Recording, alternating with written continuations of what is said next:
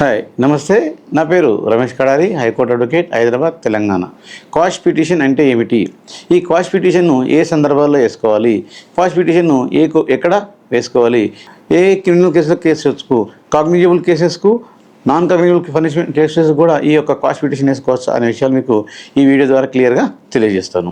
So quash petition అంటే మీకు police వారు తప్పుడు కేసులు బనాయించినప్పుడు వేసుకునేటువంటి పిటిషనే క్వాష్ పిటిషన్. ఈ క్వాష్ పిటిషన్ ఎక్స్క్లూజివ్లీ హైకోర్టు మరియు సుప్రీంకోర్టులో మాత్రమే వేయడానికి అవకాశం ఉంటుంది. అంటే క్వాష్ పిటిషన్ మనము లోయర్ కోర్టులో కానీ, డిస్ట్రిక్ట్ కోర్టులో కానీ, సివిల్ కోర్టులో కానీ ఎక్కడ వేయడానికి అవకాశం లేదు. సో హైకోర్టుకు ఉన్నటువంటి ఇన్హెరెంట్ పవర్స్ అంటే సెక్షన్ 482 కింద హైకోర్టుకి ఇన్హెరెంట్ పవర్స్ ఉంటాయి.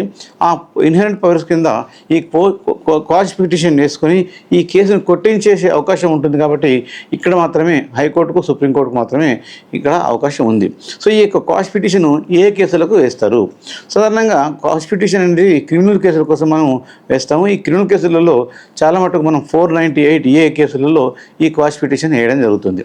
అంటే 498A అంటే ఏంటంటే భర్త తరపు వారిపైన భార్య, భర్త తరపు వారిపైన అంటే భర్త యొక్క తల్లిదండ్రులపైన మరియు అక్క చెల్లెలపైన, అన్నదమ్ములపైన, వారికి సంబంధించిన వాళ్ళందరిపైన, కుటుంబాలపైన వేసేటటువంటి కేసు దాన్ని 498A. సో అధిక కట్నం కోసం కావచ్చు, వేధిస్తున్నారన్న ఉద్దేశంతో కావచ్చు వేసే కేసుని 498A కేసు అంటాం అనమాట.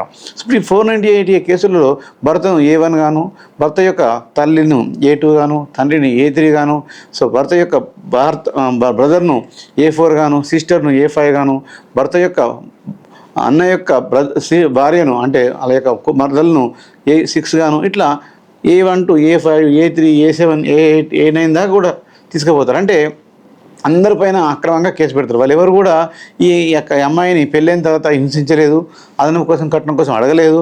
అయినా కానీ ఏదో కేసు పెట్టి వీళ్ళందరినీ వేధించాలన్న ఉద్దేశంతో మాత్రమే ఈ 498A కేసులలో మహిళలు చాలా సాధారణంగా తప్పుడు కేసులు కూడా వేస్తున్నారు అనమాట. ఇట్లాంటి కేసుల నుంచి తప్పించుకోవడం కోసము ఒకే ఒక మార్గం, that is quash petition. So quash petition మనము వేసుకున్నట్లయితే ఈ యొక్క క్వాష్ పిటిషన్ వేసుకోవడానికి ఎన్నో రోజులు కూడా పట్టదు. అంతేకాకుండా ఓన్లీ 498 కాకుండా మనము IPC 323, IPC 324, అలాగే బ్రీచ్ ఆఫ్ ట్రస్ట్ 406, వీటిని BNS సెక్షన్స్ కింద తీసుకున్నట్లయితే సో మీరు BNSలో 115 క్లాస్ 1, 115 క్లాస్ 2, అలాగే 406 బ్రీచ్ ఆఫ్ ట్రస్ట్ కింద ఉన్నటువంటి కేసులు, అలాగే మీ BNS కింద 85 అంటే దాన్ని మనం 498A కింద అనుకున్నాం. ఇలాంటి అంటే క్రిమినల్ సెక్షన్స్ సంబంధించిన అన్ని కేసులకు కూడా చాలా మటుకు మనము ఈ యొక్క క్వాష్ పిటిషన్ వేసుకొని రిలీఫ్ పొందే అవకాశం ఉంటుంది. అంటే ఈ క్వాష్ పిటిషన్ ఎందుకు వేసుకోవాలి అంటే కొన్ని సందర్భాలలో ఒక విద్యార్థులకు గవర్నమెంట్ జాబ్ వచ్చే ప్రపోజల్ ఉంటుంది. క్రిమినల్ కేసు ఉన్నట్లయితే అతనికి ఉద్యోగం రాకుండా పోతుంది. అలాంటి సందర్భంలో క్వాష్ పిటిషన్ వేసుకొని రిలీఫ్ పొంది అతను ఉద్యోగంలో చేరవచ్చు. అంతేకాకుండా మనము ఈ యొక్క క్రిమినల్ కేసు ఉన్నట్లయితే అతనికి పాస్పోర్ట్ అనేది కూడా దొరకదు, అలాగే విదేశాలకు వెళ్ళడానికి అవకాశం ఉండదు, బ్యాంక్ లోన్స్ కూడా కొంచెం తొందరగా ఇవ్వరు. సో ఎన్నో రకాల ప్రాబ్లమ్స్ ఉంటాయి. ఈ యొక్క ప్రాబ్లమ్స్ ఉన్నప్పుడు ఈ కేసుని నేను ఏం చేయాలని చాలామంది డిసప్పాయింట్ అయిపోయి లైఫ్లో చాలా డిసప్పాయింట్ అవుతున్నారు. దానికి ఎలాంటి చింతపడాల్సిన అవసరం లేదు. మీరు క్వాష్ పిటిషన్ వేసుకున్నట్లయితే మీరు తప్పుడు కేసు అని మీరు అనుకున్నట్లయితే, తప్పుడు కేసుగా మీరు కోర్టు భావించినట్లయితే మీకు తప్పకుండా క్వాష్ అవుతుంది. ఒకవేళ కొన్ని సందర్భాలలో సీనియర్ సిటిజన్స్ కోర్టుకు వెళ్ళిన పరిస్థితులు ఉంటారు, అదే కొందరు ఎంప్లాయీస్ కూడా కోర్టుకు వెళ్ళిన పరిస్థితులు ఉంటారు.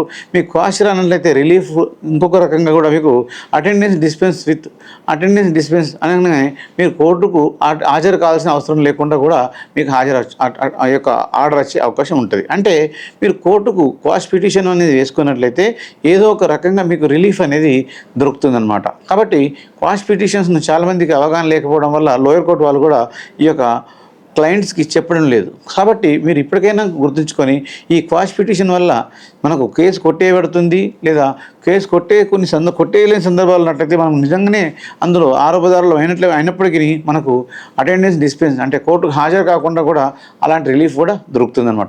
ఇట్లాంటి అవకాశం ఉన్నప్పుడు మనం కోర్టును ఇలాంటి ఆశ్రయించినట్లయితే, హైకోర్టును ఆశ్రయించినట్లయితే సో అన్ని హైకోర్టుకున్న ఇన్హెరెంట్ పవర్స్ అంటే 482 సెక్షన్ కింద ఉన్నటువంటి పవర్స్తోని మీకు ఈ యొక్క బెనిఫిట్స్ అంటే పాస్ అయ్యే బెనిఫిట్స్ కానీ ఈ యొక్క అటెండెన్స్ డిస్పెన్స్ పెట్టే కానీ ఉంటాయి. కాబట్టి సో అభియోగమించిన కేసులు ఉన్నట్లయితే, అక్రమంగా పెట్టిన కేసులు ఉన్నట్లయితే, పోలీసు వారు అక్రమంగా కేసులు పెట్టినట్లయితే, లేదా 498 కేసులు అక్రమంగా పెట్టినట్లయితే, ఇప్పటి నుంచి 498 కేసు కోసం అన్నిటి కోసం కానీ ఈ యొక్క క్రిమినల్ కేసు ఏది కేసు మీరు క్వాష్ పిటిషన్ వేసుకొని హైకోర్టులో క్వాష్ పిటిషన్ వేసుకొని మీకు కేసు కొట్టించే అవకాశం ఉంటుంది.